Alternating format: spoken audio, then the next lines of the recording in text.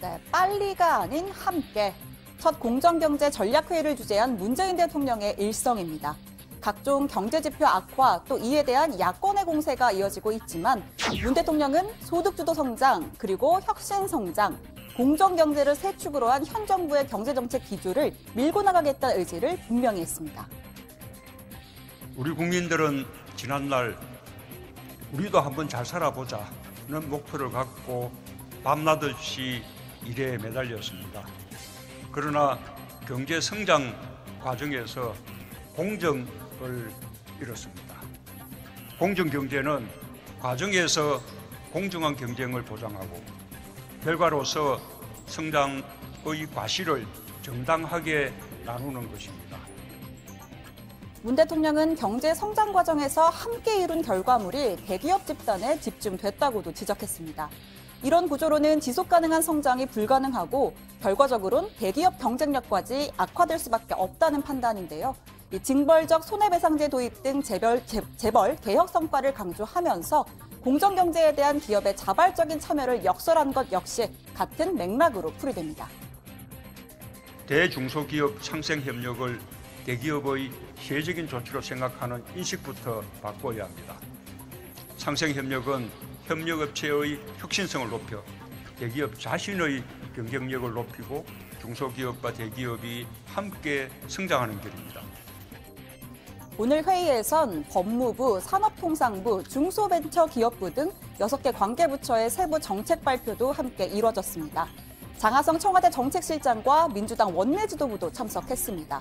당정청이 머리를 맞대서 가시적인 성과를 내자는 문 대통령의 의중이 반영된 겁니다. 자, 그런데 경제정책을 총괄하는 김동연 부총리의 모습은 보이질 않았습니다. 청와대는 애초에 참석 대상이 아니었다라고 했지만 이 대통령이 주재하는 경제회의에 경제부총리가 빠진다. 쉽게 납득하긴 어려운 설명이었죠. 자, 당초 오늘 국회에선 김 부총리가 참석하는 기재위 전체 회의가 열릴 예정이었지만 갑작스럽게 취소됐습니다. 외부 일정이 없어진 김 부총리는 정부 서울청사에서 통상 업무를 받습니다. 자, 대신 언론의 관심은 예결위에 쏠렸는데요. 김 부총리 후임 1순위로 거론된 홍남기 국무조정실장이 출석했기 때문입니다. 아니, 저도 지금은 모르니까 일단 식사라고 합니다. 저도. 그러니까 저도 제가 되는지 안 되는지 모르는데 안 되면 당연히 여기 와서 얘기를 참석해야 되는 거 아니겠습니까? 네. 오늘 오전에도 내내 있었던 것처럼. 응? 그렇게 좀 이해를 해주십시오. 네, 하지만 오후 2시 청와대는 경제투톱 교체 인사를 전격 단행했습니다.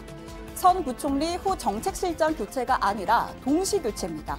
부총리만 교체할 경우 김동연 경질설로 읽힐 수 있다는 점에서 또 속전속결로 2기 팀을 출범해야만 일각의 경제 위기설을 가라앉힐 수 있다는 판단을 한 것으로 보입니다. 예상대로 1순위 후보였던 홍남기 국무조정실장과 김수현 사회수석이 이름을 올렸습니다. 부총리 겸 기획재정부 장관의 홍남기 현 국무조정실장을 내정했습니다. 또 대통령 비서실 정책실장에 김수현 현 대통령 비서실 사회수석, 국무조정실장에 노형욱 현 국무조정실 국무 2차장, 사회수석에 김연명 현 중앙대 사회복지학과 교수를 임명했습니다.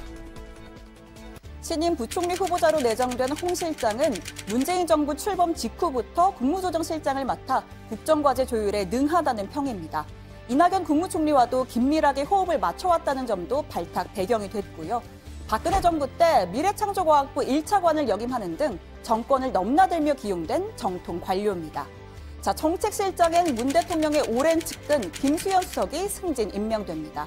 노무현 정부 청와대에서 사회정책 비서관으로 일했고 문재인 정부 출범 후엔 부동산, 탈원전 등 정부의 핵심 정책 추진 과정에서 중추적인 역할을 했습니다. 다만 여권에서조차 거시경제 전문성이 약하다는 지적이 일부 제기됐습니다. 두 분은 참여정부 시절 청와대에서 3년, 문재인 정부 출범 이후 사회수석과 국무조정실장으로 지금까지 정무적 판단과 정책 조율을 성공적으로 해온 만큼 일을 만들고 되게 하는 원팀으로서 호흡을 맞춰 나갈 것으로 기대합니다. 네, 사실 투톱 교체설, 그에 앞서 갈등설이 불거진 건 지난 여름입니다. 소득주도 성장에 수정이 필요하다는 김 부총리와 그대로 밀고 나가야 한다는 장 실장 사이에 엇박자가 났죠. 문재인 대통령이 직접 나서서 팀워크를 발휘해달라고 말할 정도였습니다. 청와대와 정부의 경제팀 모두가 완벽한 팀워크로 어려운 고용 상황에 정부가 최선을 다한다는 믿음을 주고 결과에 직을 건다는 결의로 임해줄 것을 당부합니다.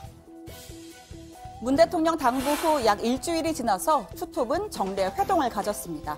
갈등설을 불식시키려는 듯 두 손을 꽉 마주잡으면서 환한 미소를 보였죠. 재벌들하고 싸울 때, 소액주도 할 때, 특히 삼성, 그쪽에 항시 김현장이 결의하는 법률법이 있는데 별론 같은데.